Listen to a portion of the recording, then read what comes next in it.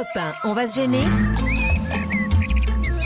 Le livre de la semaine. Ça s'appelle Les Mutilés, c'est signé Marianne Vick, c'est publié aux éditions Équateur. Alors il y a de très bon papier dans la presse, un livre au vitriol, nous dit-on, par exemple dans Le Point, dans le magazine Figaro Magazine, 3 étoires, signé Jeanne de Ménibus, un premier roman. Cécile de Ménibus? Non, Jeanne de Ménibus. Bon, Cécile n'est pas encore chroniqueuse ça littéraire, mais ça pourrait venir, vous l'êtes bien vous ici. Tout est possible.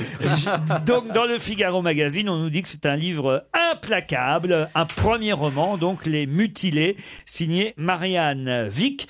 Je commence peut-être par vous, Christine Bravo. Alors, c'est l'histoire d'une femme. Alors, ça commence... elle est battue par son mari et après elle va décliner des tranches de sa vie entre son enfance, ses grands-parents, sa sœur. Alors elle s'ennuie énormément dans sa vie, on s'ennuie aussi dans le livre.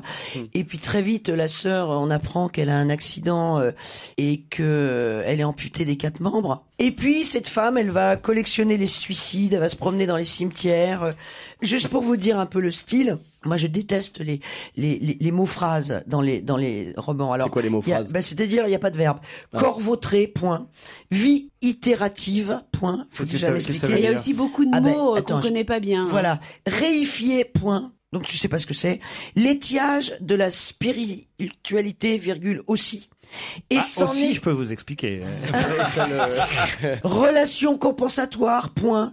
Comme les prestations éponymes. Pourquoi vous n'avez pas aimé, Christine? Mais c'est même pas que j'ai pas aimé. Qu'est-ce que c'est? Mais qu'est-ce que c'est?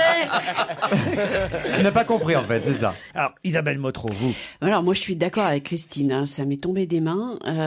C'est-à-dire que c'est, on dirait un peu une bourgeoise qui s'ennuie et qui raconte ses malheurs, qui sont effectivement considérables. Hein. Sa famille est morte dans les camps, sa sœur est donc amputée, etc. Bon, mais on a aucune, on s'attache pas, on a aucune. Il n'y a pas de psychologie de personnage, de non, voilà, on s'attache à personne. Elle a une espèce de regard comme ça, caustique et lointain, qui fait hautain même parfois sur son entourage, qui fait qu'on est un peu glacé. Elle aime personne, personne l'aime. Elle s'en fout en fait. Visiblement, elle souffre, mais je sais pas, il n'y a pas d'empathie avec elle, quoi. Rien.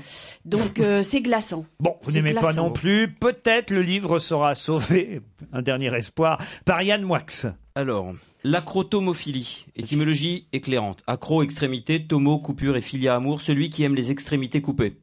Malheureusement, ce livre n'est pas pour les acrotomophilies, parce qu'il mériterait vraiment d'être coupé. Mais oui. Enfin, il est justement pour les acrotomophiles, il mériterait d'être coupé. En fait, j'ai regardé ce livre et je le trouve absolument mortifère, morbide, et je crois, manifestement, ça doit être un pseudonyme, sans doute quelqu'un sur la place de Paris, de déjà connu, dans un autre genre, a dû se faire plaisir dans cette espèce de... c'est ça qui expliquerait les bonnes critiques. Alors ça fonctionne comme ça. Sans doute, parce que c'est vraiment... Tu lui fais trop d'honneur. Non, mais je pense que c'est illisible tel quel. Et donc, les papiers de complaisance sont obligatoires dans ce cas-là, parce que je vois pas comment un premier roman de quelqu'un de non connu peut avoir des papiers comme vous dites, Laurent. C'est impossible. C'est incroyable. C'est impossible. Si on aime... de la théorie du complot. Non, mais ce mélange. Je vous lis Le Point. Hein. Dans Le Point, c'est écrit entre la pesanteur de l'époque et la grâce du style, les confessions d'une jeune femme hors de son temps. Ce genre de mélange de Shoah, de charnier, de masturbation, de mort, de cimetière n'est pas Georges Bataille qui veut. Les gens qui aiment ça, la scatophilie et la morbidité peuvent aller voir des génies, ça existe. Le Marquis de Sade, Georges Bataille. Allez lire Le Nain, allez lire Madame Édouarda, Histoire de l'œil ou Le Bleu du ciel. Mais ce truc-là, Les Mutilés, ce n'est pas lisible. C'est une escroquerie littéraire et peut-être que là je suis en train de perdre tous les prix littéraires. Mais je m'en fiche, c'est-à-dire que là il y a un gros problème dans la presse, quoi. C'est pas normal d'aimer ce livre. C'est une escroquerie, c'est une arnaque, c'est du charlatanisme. Des espoirs d'une époque dont l'acmé du rapport sexuel est l'éjac facial ou la double peinée. Avec un mélange de Shoah, de camps de concentration, c'est limite. Non, moi le passage que j'ai préféré, c'est un passage tout au début et en fait c'est un extrait d'Anaïs Nin. Bon. Alors il y a des gens qui peuvent parler de double pénétration et puis ils sont adulés par les critiques. Du poids, ça existe. Du poids. Et qu'est-ce qu'ils vont, ils m'ont pas écouté. Non mais il y a un problème. Il y a un problème d'honnêteté intellectuelle.